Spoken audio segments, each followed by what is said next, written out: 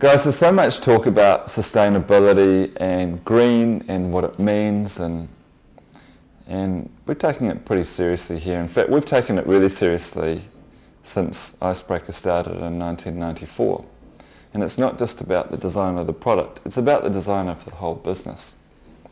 So what we've done with this video that we're going to show you is we've traced how your Icebreaker is built, starting with the merino grower and the relationships we have with those people. And it's very symbiotic. We pay them a premium, they give us back ethics around the environment and around the animals, and then you can see what happens after that, because that's a great place to start. But how we make our fabrics, how the clothing is constructed, it's all part of a bigger sequence. We're showing you everything, not just little snippets we want to show you. Every garment, every Icebreaker top comes from this chain. There aren't factories tucked away that we don't want to show you. This is the whole thing, and it's about transparency for us, because we're proud of it and we want to share it with you.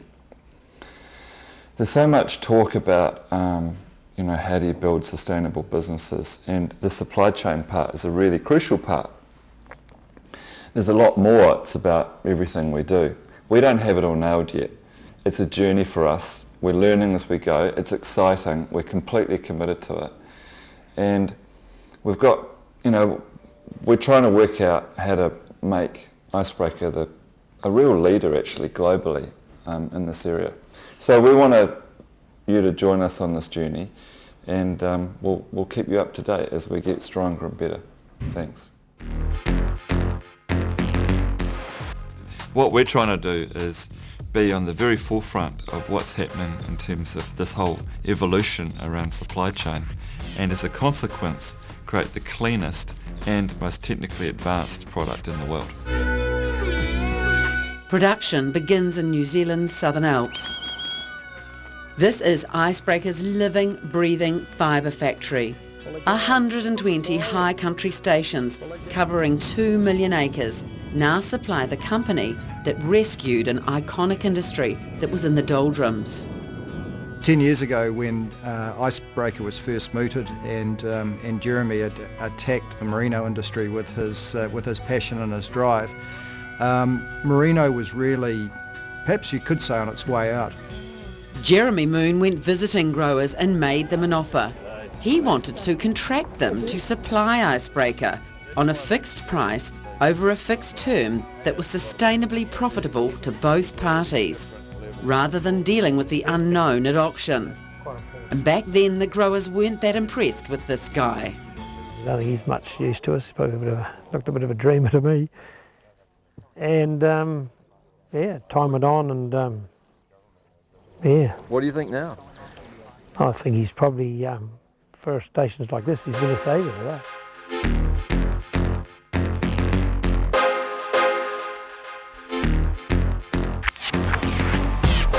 We start right at the very beginning with the growers. They're strong partners, and we buy a huge percentage of the clip, and we give them visibility many years out so that they can make profitable decisions about their farms. And in return, they give us guarantees about animal welfare, about environmental sustainability, for example, keeping it extensive rather than intensive, and also guarantee quality and supply. What Icebreaker brought to the growers was leadership, certainty, and importantly, a sustainable price, so that the growers could produce, if you like, a fit-for-purpose product that could take them out into the future, ensuring that they had a profitable future, but also a product that would be enhanced through the Icebreaker value chain. So we have a philosophy in Icebreaker called narrow and deep, and that's about trying to do more business with fewer people, trying to create an interdependence between each other, so we need each other. That means we have to work in the long-term interests of each other. The merino was coming in thick and fast, but the international market was taking off and local production couldn't keep up. Well, we were happy manufacturing in New Zealand, but there was a point where everyone overseas, internationally, said, this is a good product, we'd like more of it. And our bigger customers were saying, can you supply everything? So I had to look for a solution which wasn't just about making it in our backyard.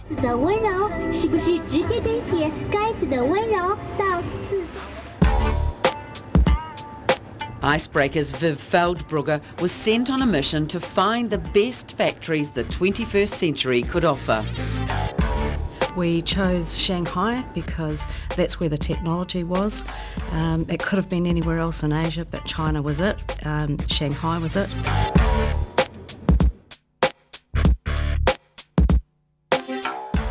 The first port of call for the merino fibre is the French wool cleaning plant.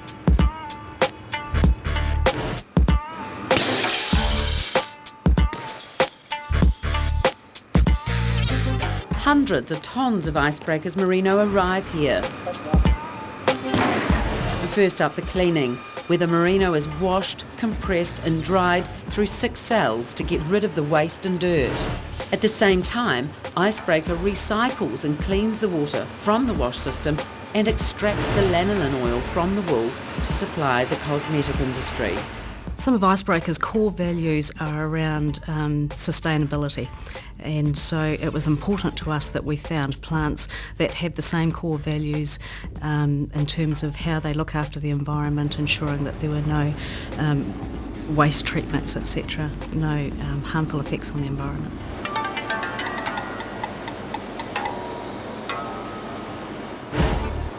The cleaned merino is then put through the carding machine, which teases out the fibre. Over and over again, the fibre is combed to extract every piece of dirt or vegetable matter. And each batch goes through quality control to ensure every imperfection and stray product is removed. And then it's sent on its next journey. Destination, the biggest spinning plant in the world.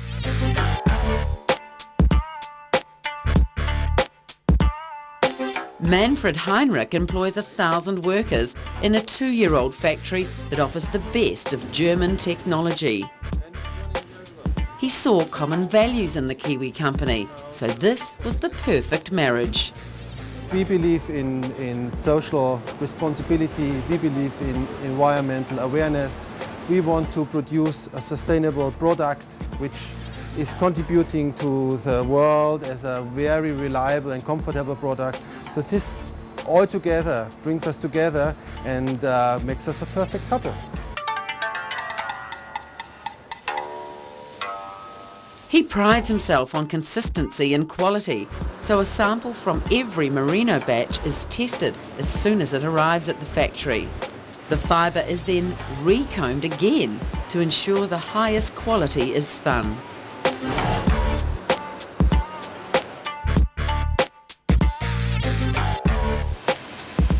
A key factor for Viv Feldbrugger in finding the right factories was the working conditions for staff. I've never seen conditions like this. You know, this is state of the art. All of these things add up, like technological capability and the way they treat their people, the cleanliness, their QC and organisation, all adds up to exceptional manufacturing. This plant reuses heat through its own air conditioning system, and it has its own water purification system. This increases energy efficiency and doesn't harm the environment. We do nothing. It is clean, we have no chimneys, we have no dirt. We try to minimize our power consumption by optimization of our air conditioning systems and by the building construction. So anyway, it's just nice staying here and see that we do not have any impact to the environment.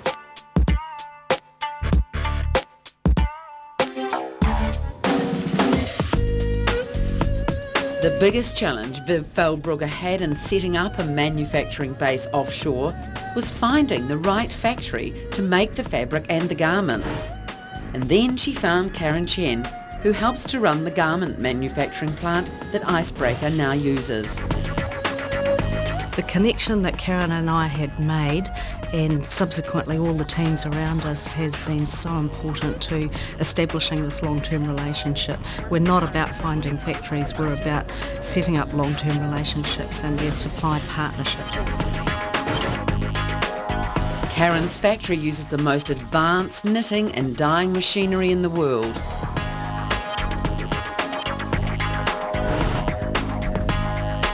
The Japanese-owned plant is a huge operation and employs 1,300 people. We think our employee is the most valuable asset to the company, so we want to treat them as good as we can and make them feel like at home. The process here begins with the knitting of the merino.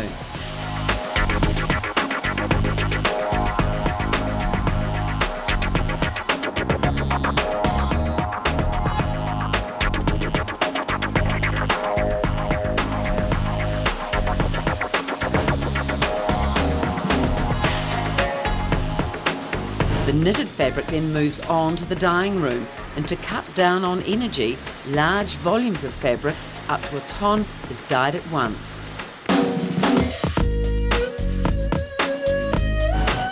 On site is a recycling plant that reuses the water for heating and also transforms 50% into drinking quality. We feel responsibility to make the right thing to protect the environment, not only for the people who live by and also for our customers.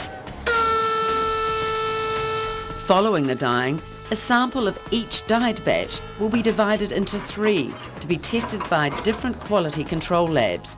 The first here at the garment factory. Within 24 hours, the same sample is couriered to Icebreaker's HQ in Wellington, New Zealand, where it's subjected to a battery of tests. And yet another piece will go to an independent quality control centre in Shanghai.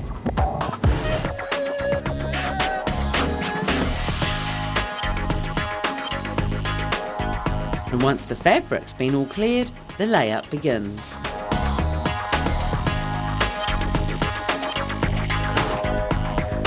"700 machinists are employed here, and the company won't allow anyone to work beyond 45 hours a week. Most of the machinists are in their 30s and the youngest is 17.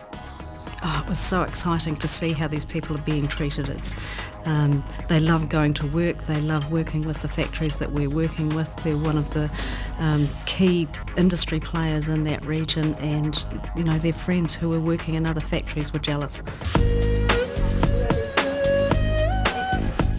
Down the corridor, the Icebreaker Global Connection is working literally side by side. 2 teams from New Zealand, a designer and a product developer, work with the local merchandisers on the next range. These are key meetings as the Chinese team provide the interface between Icebreaker and the factory. Yeah, so we like that. That merchandises really well with this. But right now, the completed garments have to go through their final checks before they're pressed and sent on their way to more than 2,000 Icebreaker outlets around the world. To start something from scratch and get it all the way through to delivery to market and premium product was enormously satisfying.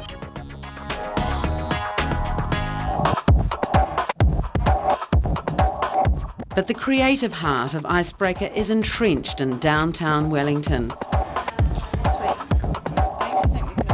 The New Zealand spirit expressed through New Zealand Merino, and now with offices all over the world.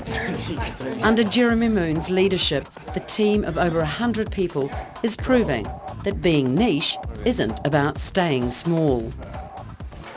Well, I personally believe that creativity is humanity's highest order, and if we can build a business which is about celebrating that and harnessing that and trying to encode it into the organisation through innovation, then that's energising. And if we can get our relationships right, so we're working in the best interests of ourselves and the people that we're working with, which include our customers as well as the merino growers as well as the whole supply chain, then that's a pretty powerful business model.